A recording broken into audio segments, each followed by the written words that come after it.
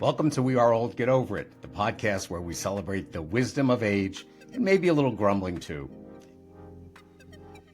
All right, ladies and gentlemen of the audience, of the jury, welcome to the podcast.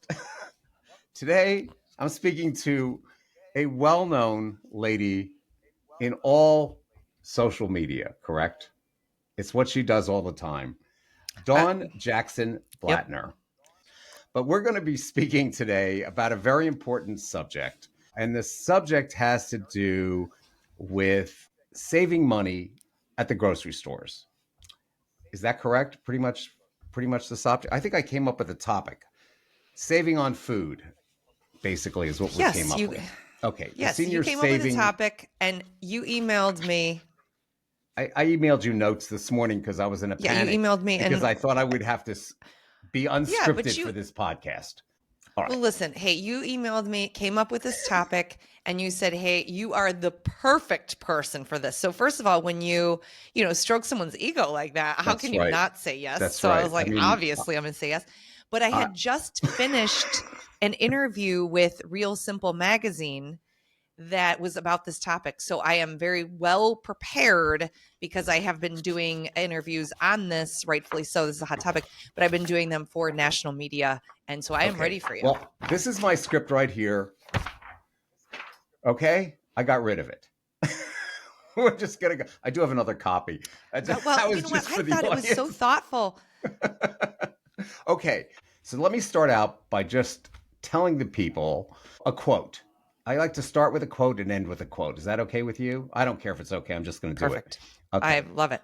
Okay. This is a Swedish proverb. I do not speak Swedish, but I will just read the English version of it. He who buys what he does not need steals from himself. Got it? Wow. I did not know we were going so deep so quickly, and I'm in. Okay. All right. So why don't you start out by introducing yourself? And what I do when I do interviews with people, if I'm on the street, I ask them the same question all the time. I'm going to ask you that question. It's very simple. Tell me about yourself. So let's start there, and then let's just get right into the subject matter. Well, hey, I like that. If you were on the street saying, tell me about yourself, I would say I am somebody who loves to feel good, and core values of mine are fun, freedom, purpose, and creativity. Those are the things that I love. And so part of feeling good for me is, really meditation, positive self-talk, but oh my goodness, jumping rope, trampolining, going on walks. I love all those things. But the core piece of how I've really leaned into feeling good is caring about what I eat. And when I eat certain ways, I have an easier time feeling good. And so that's why I am obsessed with nutrition, and I am a registered dietitian nutritionist. And I've been so for over 2 decades. And that is because I am obsessed with feeling good, and food is a quick way to eat to really elevate how you feel. And I'm excited to be talking about this because, even though I love a good time, it is a serious matter right now that groceries are making it difficult. The prices are making it difficult for people to eat well. And so that is something that I am passionate about talking to you about, because I think everybody putting, the good food in their mouth that makes them feel good is what we all deserve. Okay. So let's take a dive into learning how to save each month on your family's food bill. And I think that we need to get into that right away. And the main thing is, I think we need to have the strategies, because I think the strategy is what's the most important thing. How do you plan to go shopping for the things that you need? What do you recommend to people? Well, hey, Ken, I am going to stop you right there and give you a really hot take. Nobody's talking about this. It's something we have to be talking about. The number one way to save money on your groceries is not what people are telling you. The number one way to save money on your groceries is to stop the food waste. People are not necessarily spending so much money in the grocery store and that's where they're wasting their money. It is that they are spending their money bringing it home. And for a myriad of reasons, it is going bad and they are putting that money in the trash. So, the number one thing we need to be talking about is how to decrease your own family's or your own food waste so that you're not accidentally going in there and saying, oh my gosh, I didn't eat that, thing of berries. There goes $8. Oh, I didn't eat those, salad kits that I bought. There goes another $12. So food waste is a big deal. And the first thing is alluding a little bit to what you were saying is shopping with a plan does reduce food waste. So why is that? Well, if you go to the store and you buy a bunch of things and they don't go together, well, the chances are that they are probably going to wind up in the trash. So shopping with a plan really just means, do you have a couple of breakfasts, a couple of lunches, and a few dinner ideas that you are buying all of your groceries to go with? And so that plan then gets posted on your refrigerator so that when you are feeling like, I don't have anything to eat, I don't know what's going on, you can say, oh my gosh, yes, I have had 2 breakfast ideas, 2 lunch ideas, and about 3 dinner ideas. I bought all the stuff. It's in my house. And I'm reminded because I have that plan that is what I'm going to stick to. People overbuy. They think they need to eat something different every single day. And then they have too many leftovers and those go to waste. So the plan also helps you stick to not overbuying. Okay. Well, I think that for me, that goes back to the COVID days. We all forget what that was like, unfortunately. But remember when you Mm-hmm. couldn't get out to the stores because they wouldn't let you in the stores and you had to sit at Mm-hmm. home and make a list, basically a menu for the week.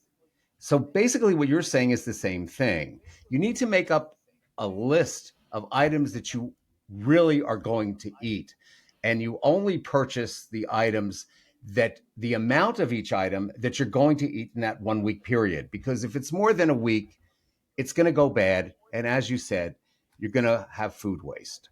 Exactly. And so, yes, cutting down on food waste needs to be everyone's number one mantra to save money. So, yes, shopping with a plan. And again, you don't have to have some kind of huge plan that is like every single meal is different. Usually, for most people, it's 2 breakfast ideas, 2 lunch ideas, and 3 to 4 dinner ideas. And that's all you need. Then you can mix and match things that you have in there to make what you thought you were going to make, and also whatever is kind of running around there you can have as a snack or whatever. But that plan is definitely great. I need to say this before we move on to the another point of how to reduce food waste. If you are making a food plan that is boring and stuff you don't want to eat, that is also going to wind up in the trash. You need to make a plan with joy and things that you want to be eating. So, for example, if you're somebody who loves, like I do, sweet potato nacho bowls or chicken flatbreads or fun spicy salmon bowls or whatever you like to eat, that is the first place to start when you're making a grocery list. It's not what would be healthy. It's not even what's on sale. It is not what do I have coupons for. It doesn't matter. If you buy a bunch of stuff you don't want to eat, guess who's not going to eat it? You. Taste rules when it comes to nutrition. If it does not taste good, it does not lure you, you're not going to do it. You're going to throw it away and potentially even order takeout. And so that's a double whammy of waste. So anyway, Wow. start with what do I want to eat? And that's how you create this list. Okay. Perfect. Okay. So you make the list and then you have to decide where you're going to shop, correct? So you have to Yes. have a strategy of, okay, I'm getting Well, up. I'm going to go to this grocery store that I always go to. Is that the right decision to make? yeah. So here is bottom line is yes, you need to shop with a plan that you've made with joy. Yes.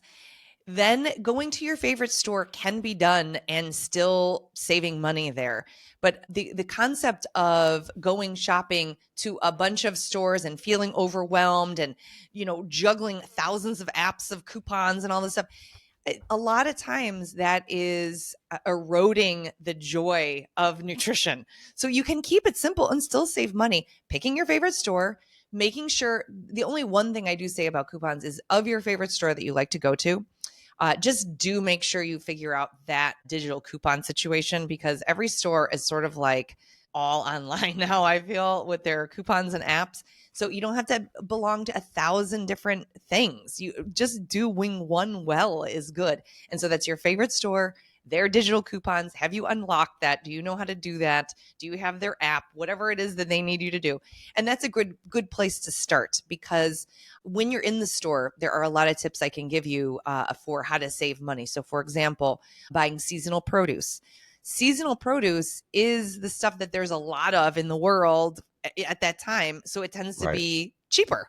Seasonal Right. produce is cheaper. Plus, seasonal produce tends to be what we humans actually have a taste for. So it's becoming a little bit chilly in Chicago. So at the end of the day, I am gravitating toward more of those seasonal squashes that I see and things, as opposed to all of like the summer fruit that I was wanting in the summer. So not only is it something you're going to like more, there's a lot of it. So it tends to be also the stuff that's on sale. Avoiding things that are like in that produce section. That's where a lot of people waste money, is produce.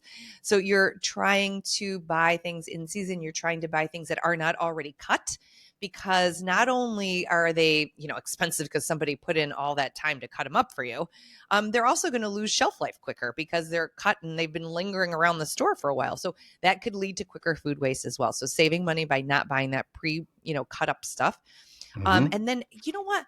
Please give some respect to that frozen aisle of fruits and veggies. Frozen fruits and veggies last forever without food waste, and they can be in your freezer and be on hand at any time. So I love things like frozen cauliflower rice, frozen broccoli, frozen green beans, frozen berries. Oh my gosh, those are amazing.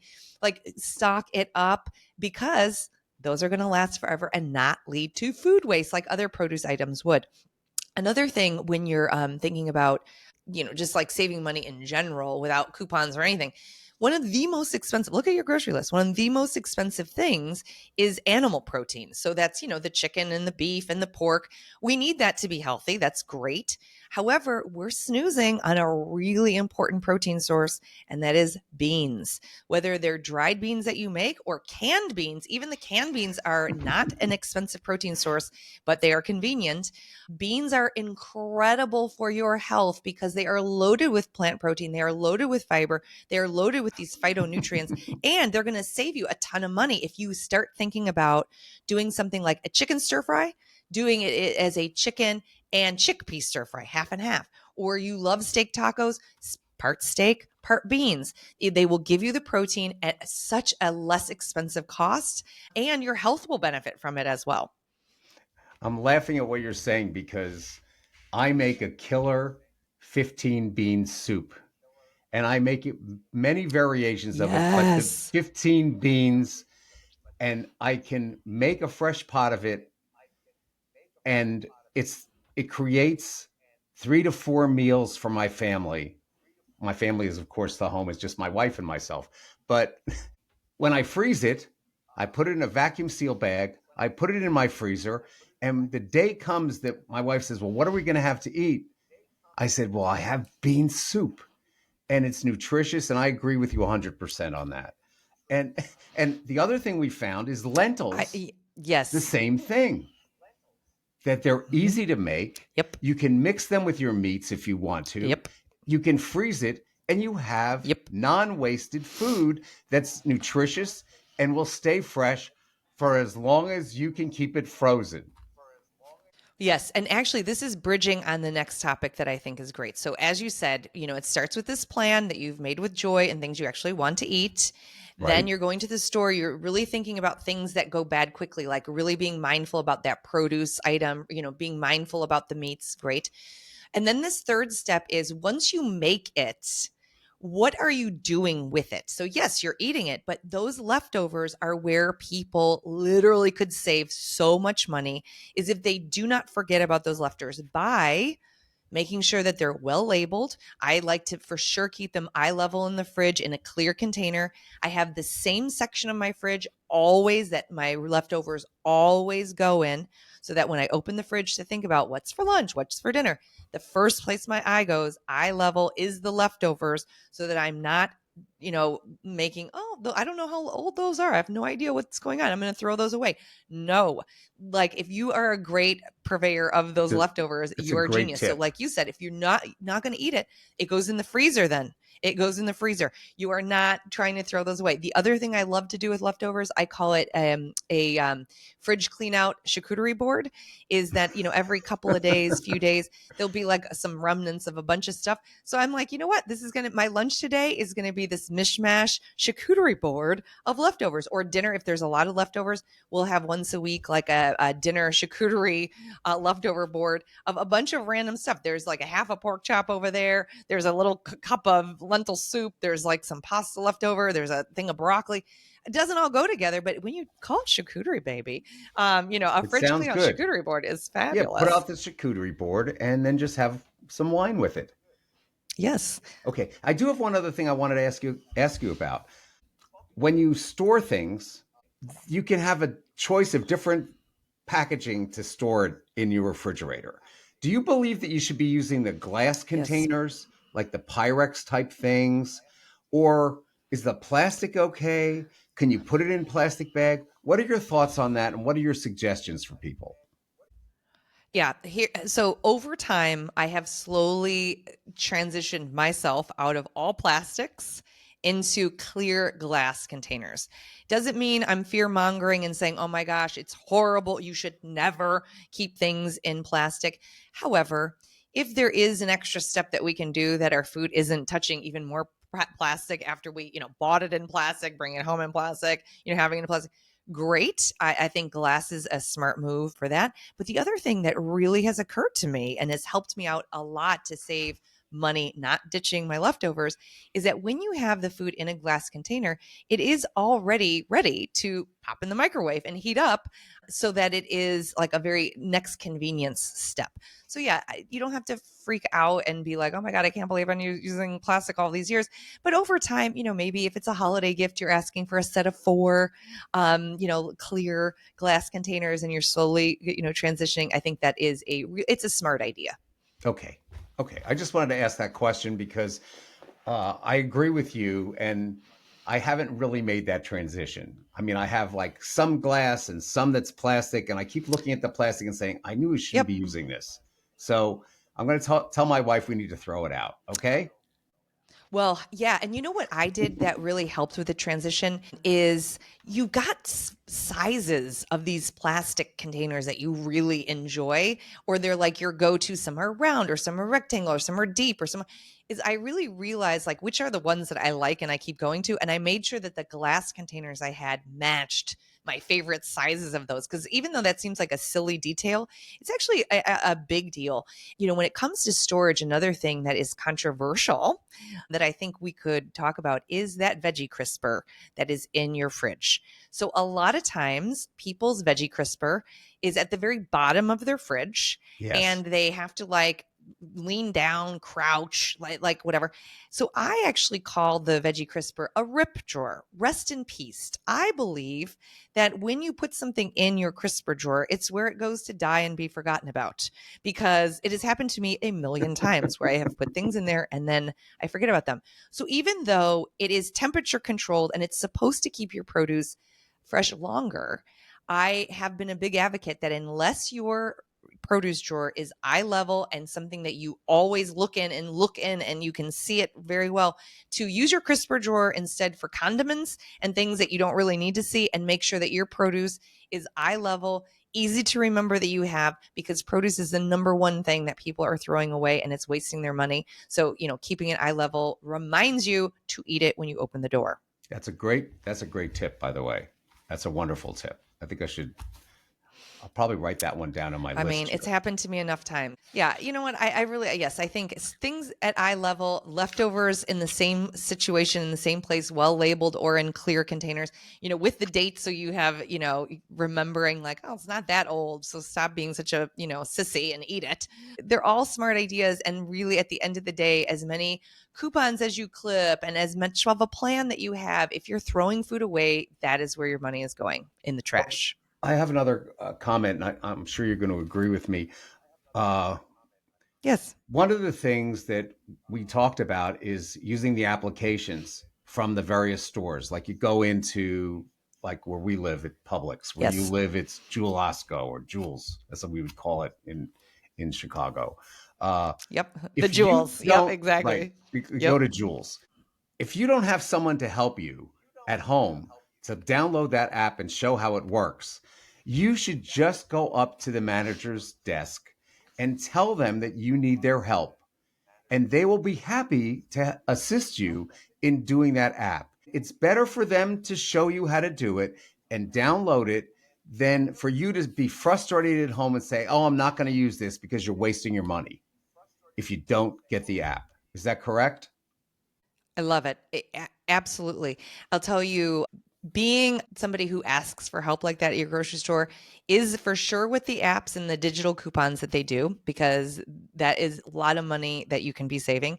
The other thing is if you are not speaking up about things that you want to be seeing in your grocery store. So, as somebody who's a health advocate and always wants, people's plates to be balanced with whole grains and plant proteins, animal proteins, colorful produce, all of these foods.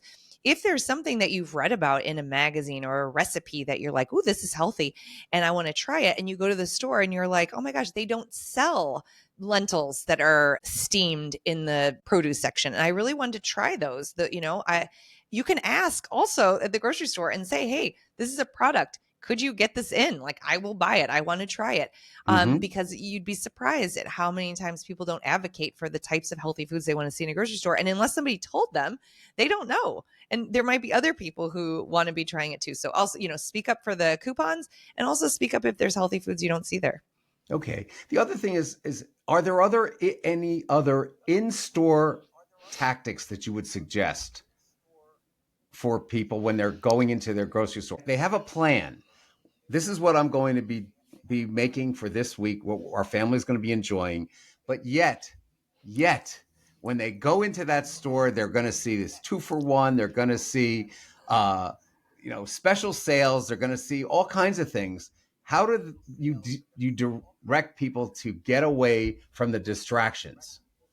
Yeah, well, some of those distractions you may decide are a good idea. And here's what I mean. If you were in the meat aisle and you didn't have on your list, a pork chop or chicken thighs or whatever you're seeing, and you're like, "Oh my gosh, this isn't on my plan, but I know I could freeze this. I know there's room in my freezer. I know I could freeze this. And this is such a good sale. I'm going to go for it."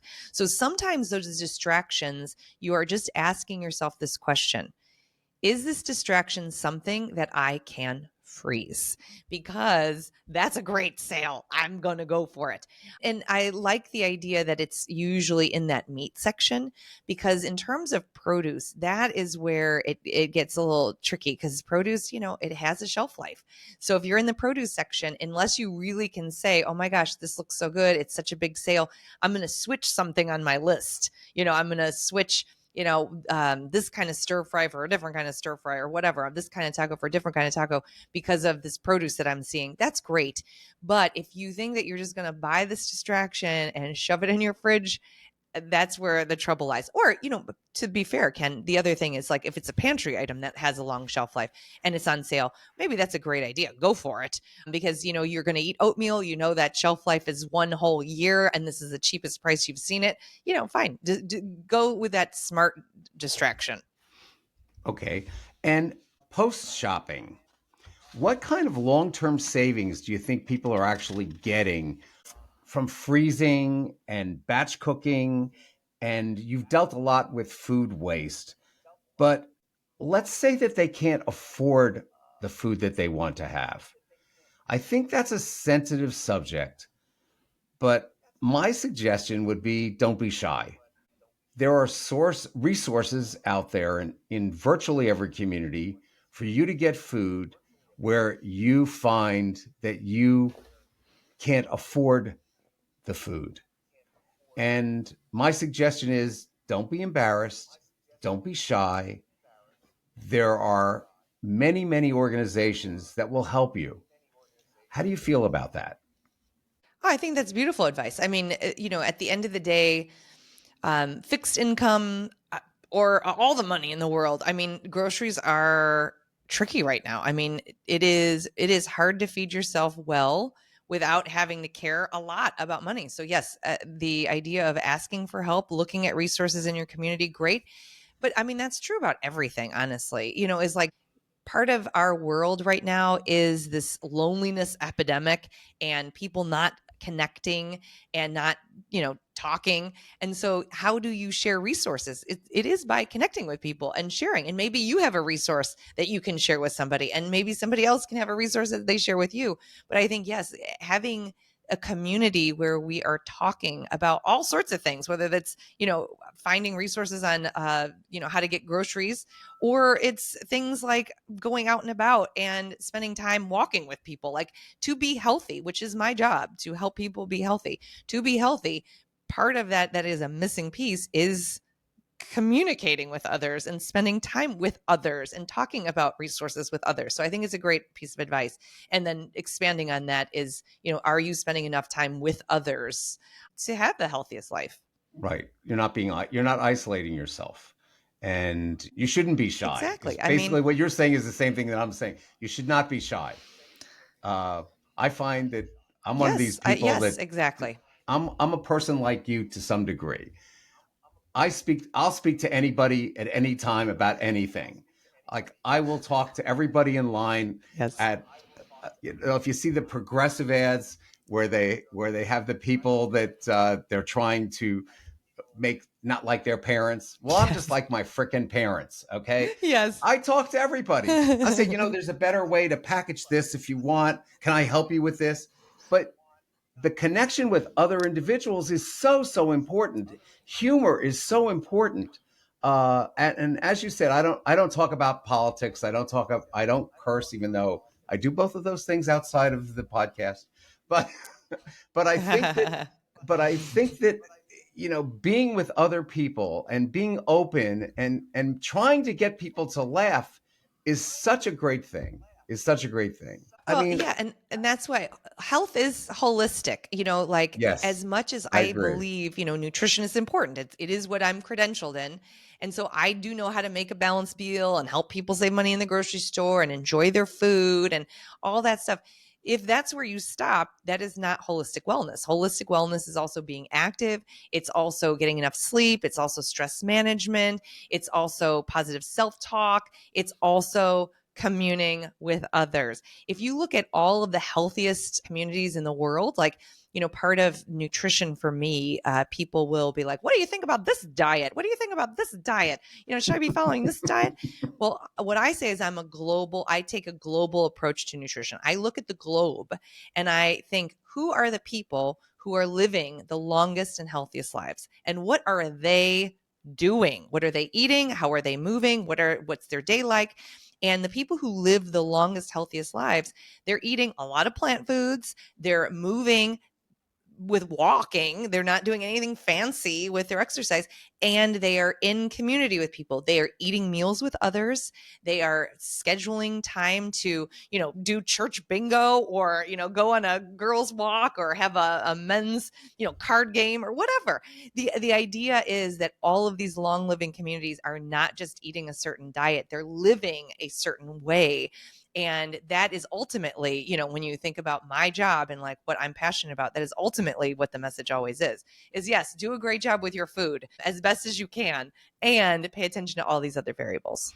Well, I think that part of that is the fact that those civilizations, those people, are not eating ultra processed food, which is one of the biggest problems that I think we have in this Woo, hot topic, baby. Yes, country. yes, and bringing it to this point of what we're talking about today is talk about Right. a waste of money. So Hmm. at the end of the day, when you're talking about buying things like fruits and vegetables and beans and lentils and nuts and meats and yogurts and olive oil and all these foods, why it's such a great deal is because you are purchasing money to buy actual nutrients. And those nutrients are what you're eating that keep your cells healthy and that keep you feeling energized so that you can engage in a healthful life and you don't have as many, trips to a doctor, and that you are long-term saving money because you're investing in nutrients from your food.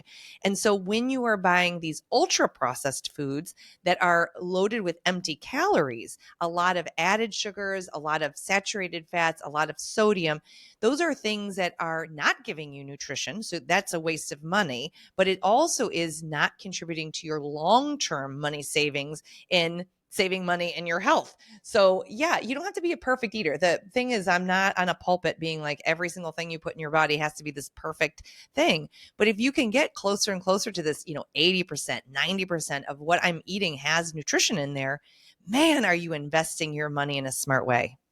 Okay, great. Okay, so I think we said enough about this subject for today, don't you think? Well, yeah. I mean, how about like a quick wrap? A quick wrap is this, That would be a good concept of idea. because I'm obsessed with this. Pay attention to food waste because I feel like people forget that that's where they're wasting their money. They're so worried about coupons, whatever.